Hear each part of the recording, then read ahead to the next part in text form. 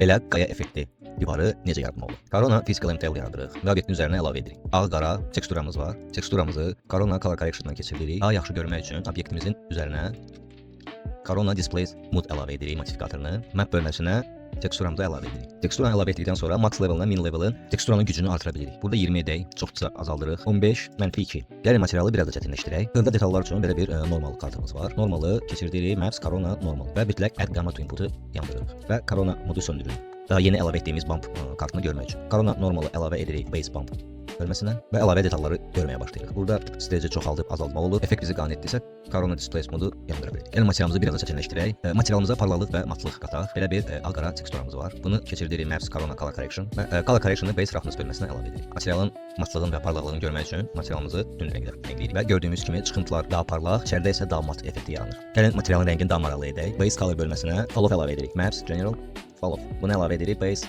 Color bölməsinə və belə qradientli maraqlı effekt əldə edirik. Bu effekt daha maraqlı olsun. Bunun üçün Fall-Off kartında aşağıda mix qrup 2 yeni point yaradırıq və belə bir qrafik düzəldir. Bu qrafik nə edir? Yalnız çıxıntı olan yerlərə ağ rəngimizi əlavə edir. Belə qar effektini yaradır. Bu 2 pointi seçib sağa sola apararkən effektin daha güclü və zəif etmək olur. Effekt bizi qane etdikdən sonra tünd rəngin qara rəngimizi biraz açırıq və ağ rəngimizi boz edirik. Belə effektlə daha realistik qaya daş effektini əldə etmək olur. Əgər sən də belə maraqlı materiallar yaratmaq istəyirsənsə kanalımıza abunə ol. Yeni dərslərimizi qaçırma.